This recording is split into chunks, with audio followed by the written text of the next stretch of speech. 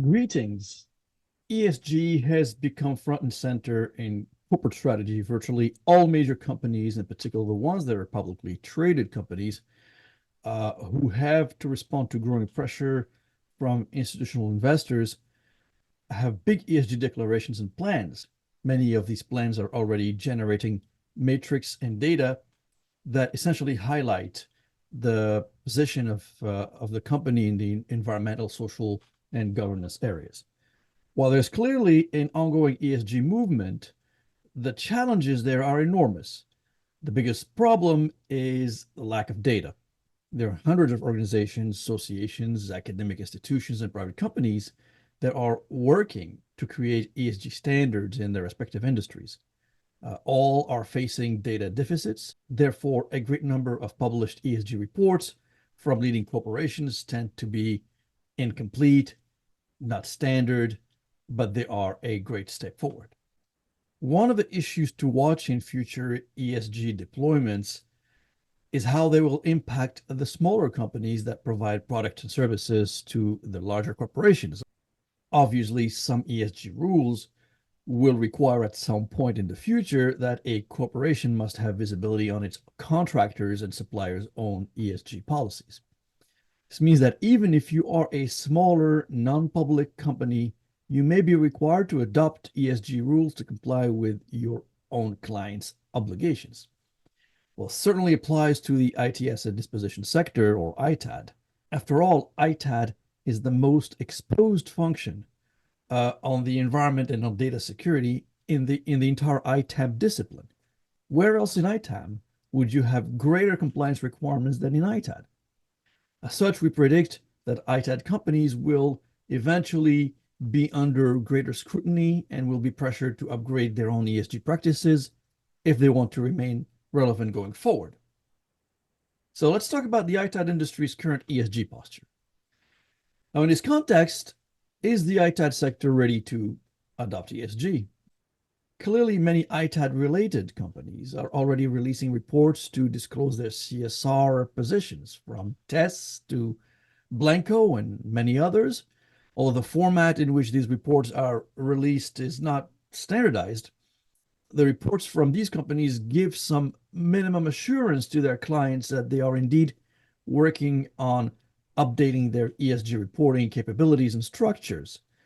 It will eventually take a while before we see standardized reporting that could feed into clients' own ESG reporting platforms, but clearly there is progress that is likely to accelerate as new standards are accepted and rolled out. As I started earlier, one of the main issues facing organizations that took on the task of standardizing ESG is lack of comprehensive data.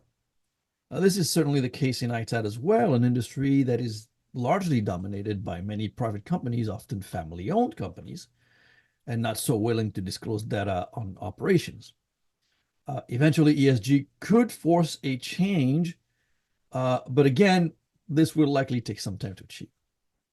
In the meantime, how prepare our ITAD companies to move forward? With lack of consistent data, analysts have often to rely on publicly available information. Data coming from customers and employees, for example, can help industry analysts create a composite profile and bring strong indicators of a company's management performance. In the case of ITAD, compliance standards, vendor reputation ratings, and employees' assessments can accurately depict the health of a company and, by extension, an entire industry. Compliance standards research indicates that collectively and on average, the ITAD universe of companies, big and small, are generally not too far from America's largest corporations when it comes to their treatment of their own employees, a major component of the S portion of ESG, that is social responsibility. For example, the top 20 S&P 500 companies collectively received 3.77 stars out of 5 stars by employees, according to a compliance standards tally. A 3.77 star rating is just about average. Some 11 out of 12 companies scored 4 stars or higher. The equivalent in ITAD, as represented by 29 companies, is 3.32. It is indeed a lower rating, but it is not too far from the S&P group at less than 0.45.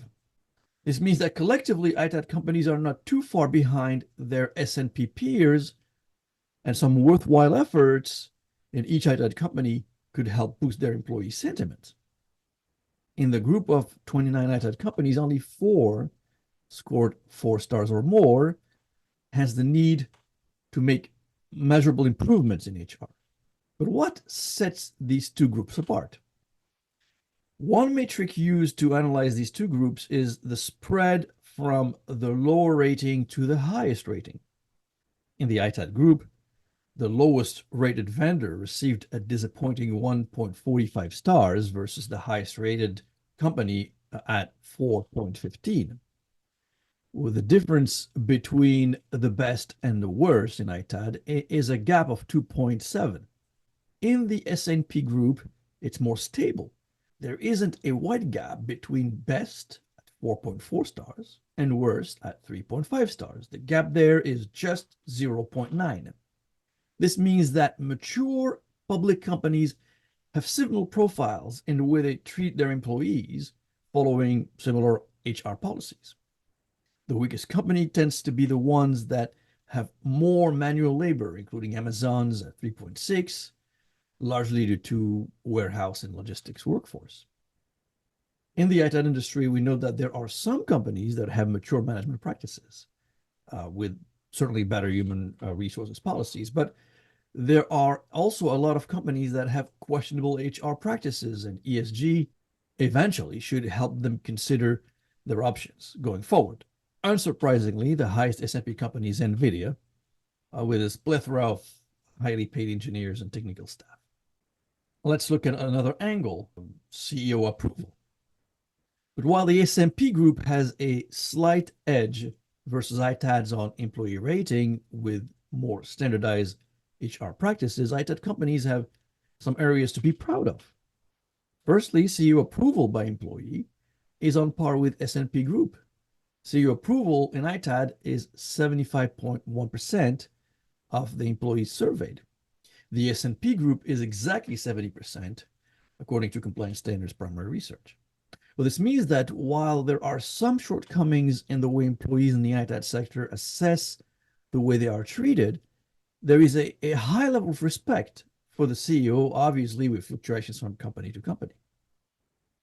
Often employees do make clear distinctions between how they perceive the company and versus how they perceive the company's CEO. The perception of the CEO is often higher than that of the company and management in general. And therefore, the sector's top leaders should continue to enhance their personal relationships with staffs, regardless of market and financial conditions. Again, the situation does not reflect on the rest of the company's senior management, but the good perception is specific to the CEO. One indicator of how employees separate their perceptions of the company and management, on the one hand, from their views of the CEO, on the other hand, is on whether they would recommend the company to friends. While CEO approval in ITAD is 75.1%, recommending the company to friends drops to 62.8%. In the S&P sample, the recommendation figure is 10 points higher at 72.8%. So higher respect to the CEO in the ITAD sector does not necessarily reflect positively on the company as a whole. So what are the pain points in ITAD labor? It's not so difficult to pinpoint the biggest challenges facing the ITAD industry as a whole and where improvements should be made to adjust in the long run for the emerging ESG regulations. Compliance standards tallies indicate that lack of career opportunities is the biggest problem, with employees reporting an average of 2.98 stars for the collective group of ITAD companies, the lowest of the 6 attributes calculated or tracked. Such a situation is not a surprise. Most ITAD employees tend to be workers involved in the handling and treatment of IT hardware, from diagnostics facets to disassembly and recycling, etc., with tasks that are repetitive and often tedious. In this environment, it's indeed difficult for ITAD company executives to chart a path for career development. This is the same situation we see in some S&P companies, some of the largest ones that have labor-intensive operations, including Amazon, Home Depot, and Costco. While this is not an easy-to-solve problem, companies should definitely have tools in their HR toolkit to offer a path for growth for their employees. Naturally, compensation and benefits also rank low at 3.15 stars. Also here, this is not a surprise, as we believe that this factor will likely remain a permanent issue for a long time in an industry where margins are very low. In contrast, the best rated factor is diversity and inclusion at an aggregate rating of 3.37. While this is the highest rated feature, there is still a great deal of room for improvement to be made by ITAD companies as we want to reach 5, and as they, of course, prepare for ESG accountability. So, where ITAD companies rank better and where to improve? The data from compliance standards reveals some mixed news on the ITAD ESG potential. Some of the data shows an optimistic profile, others are in need of improvements. In our S&P sample of top 20 companies, there is no single female CEO. In general, only 8% of the companies that are listed in the entire S&P 500 have female CEOs. Globally, analysts calculate that female CEOs account for just 5.4%. In our list of 29 ITAD companies, that figure is 17.2. We note the following companies as being led by women: SHI by Thai Lee, Insight by Joyce Mullen, Merrimack by Mary Coyotes, CDW by Christine Leahy, and Hobby International by Kathy Hill. Although these senior leaders may be distant from their ITAD unit in their companies, since they are in charge of bigger and more diversified corporations, they're still accountable for the performance and directions of their ITAD units. While the higher female representation should be celebrated, however, collectively, this group of companies tends to underperform in the broad ITAD group, highlighting the need for management to review their practices and adopt measurable improvements.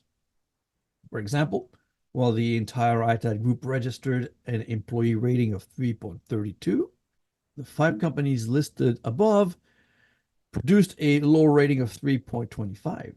CEO approval of the 5 companies drops to 67% versus ITAD industry of 75.1%. The percentage of employees recommending friends also drops to 57.8% for the 5 companies versus 62.8% for the ITAD sector as a whole. These indicators should be clearly taken into account when reviewing the company's ESG stance in the future. Next in our analysis, we try to identify any correlation that may exist between, on one hand, employee reviews, and on the other hand, compliance standards, ITAD vendor reputation ratings. The vendor reputation ratings are generated from samples of actual customers of the 29 analyzed companies. There are 2 key findings. ITAD clients have fewer negative feelings and are less harsh than employees when it comes to their perception of their ITAD vendor. This finding is evidenced by the fact that clients are always subjected to better engagement and treatment than employees who are working inside the ITAD company day in and day out. Obviously, and for the time being, customers are less concerned about career advancements or wage policies, for example, within their service providers, hence the higher ratings. This is, however, a situation that could evolve in the future as ESG reporting structures and requirements become the norm and clients demand more visibility on their contractors' HR practices as part of their social impact and social considerations. Secondly, data indicates, however, that ITAD companies with best vendor reputation ratings tend to also have best employee ratings. Similarly, those with worse vendor reputation ratings tend to also generate the poorest employee reviews. So in this update of compliance standards vendor reputation ratings, we are enhancing vendor data with available employee sentiment data. This research initiative helps clients on the end user side to form an opinion on the quality of the vendor or the vendors they contract to manage their IT assets at the end of life and accompany them in their ESG journey. The data obviously is also important for ITAD companies so as to assess where they stand, the competitive landscape, and how they measure up. The data looks at two stakeholders, the client and the employee. Each week, Compliance Standards will release two ITAD company assessments. More vendors will be added over time to account for a broader section of the ITAD vendor ecosystem. For more details, please follow the link here. And until we talk next time, thank you and goodbye.